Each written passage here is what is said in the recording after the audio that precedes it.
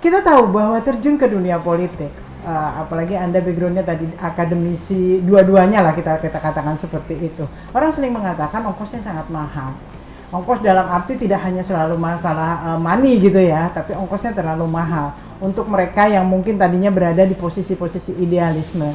Nah, modal apa yang Anda berdua punya sehingga akhirnya memutuskan untuk terjun ke dunia politik ini? Dan kalau dunia politik memang backgroundnya pernah ya gitu lah, ke dunia pilkada yang kayaknya kalau pemerintah daerah itu kan pemilihannya lebih head to head, lebih serem lah dibanding anggota legislatif. Apa modal yang dipunyai oleh berdua ini untuk bisa ditawarkan?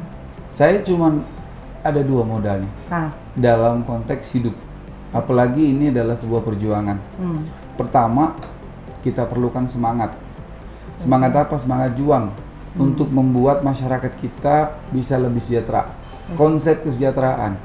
Bagaimana negara itu bisa membuat sebuah ide, membuat sebuah teori disebut dengan negara kesejahteraan. Kenapa tidak kita lakukan hari ini untuk daerah kita? Jadi kita perlukan semangat itu kalau kita memang memiliki latar belakang keilmuan. Yang kedua, semangat tidak cukup menurut saya. Pasti. Ada ide. Dengan ada ide itu, insya Allah akan kasihkan rezeki melalui macam-macam. Apa aja. Nah, itulah yang membuat harus kita nyatakan kita harus turun ke lapangan. Kita harus politik pada hari ini tidak cukup hanya di ruang legislatif. Tapi semangat, ternyata juga eksekutif. Ide, lalu apa lagi? 2, kita hanya punya semangat dan ide. Yang 3, ini yang penting katanya. Apa itu? Yang saya tanya sekarang apa itu?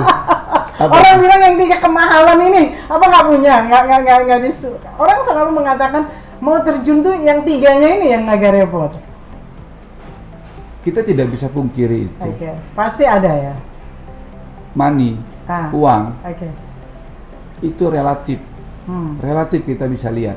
Kalau mau kita melakukan sebuah politik transaksional dengan kita menawarkan diri kepada partai politik untuk menjadi seorang calon, notabene pasti akan besar kosnya. Tidak ada mahar, ada segala macam. Mahal, sangat mahal sekali. Yang tadi disebutkan ada mahar, ya kan? Ada agent dan segala macam. Tapi kan politik tidak dilahirkan seperti itu. Demokrasi tidak dilahirkan seperti itu. Kalau kita memiliki latar belakang, idealisme dan keinginan, kos politik itu bisa sangat relatif kecil kalau mau kita lakukan dengan pembandingnya seperti tadi dengan pengorbanan. Pengorbanannya kalau kita hanya menggunakan agen mahal, menggunakan partai politik mahal. Akhirnya turun langsung. Kalau kita turun langsung, ada 2 yang akan kita dapatkan. Pertama, kita tidak lagi high cost, tapi low cost. Ya kan?